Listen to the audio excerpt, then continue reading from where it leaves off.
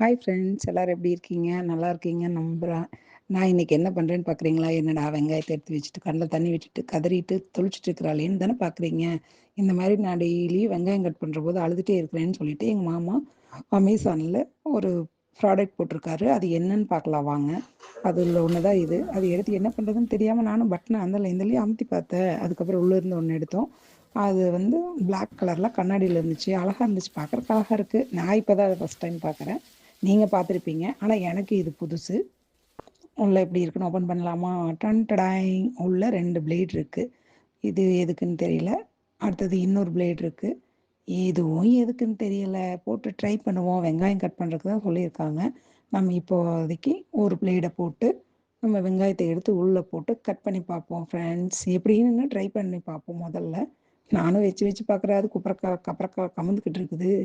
இதை வச்சு பார்த்தா பட்டன் போட்டு பார்த்தா மேலே இருந்துச்சு. ஓ சூப்பர்! ட்ரை பண்ணி பார்த்துட்டா. இனிமேல் வெங்காயத்தை போட்டுருவோம். நான் வெங்காயத்தை போடலான்னா குகன் வந்து முழுசாக போடுங்கங்கிறான்.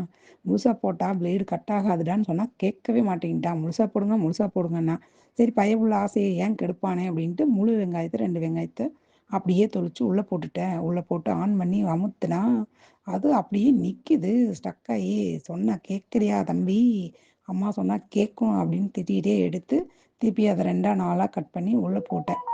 உள்ளே போட்டு க்ளோஸ் பண்ணிவிட்டு அழகாக மூடியை க்ளோஸ் பண்ணி வச்சு நம்ம அது எப்படி பண்ணணுமோ அப்படி பண்ணிட்டோம்.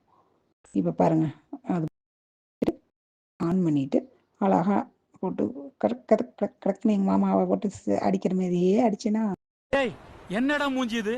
இதெல்லாம் வியாபாரம் ஆகாது. புயல் வேகத்துல போய்கிட்டு இருக்கே. குறுக்கு எது மணலாரி வந்துடக்கூடாதா சாமி?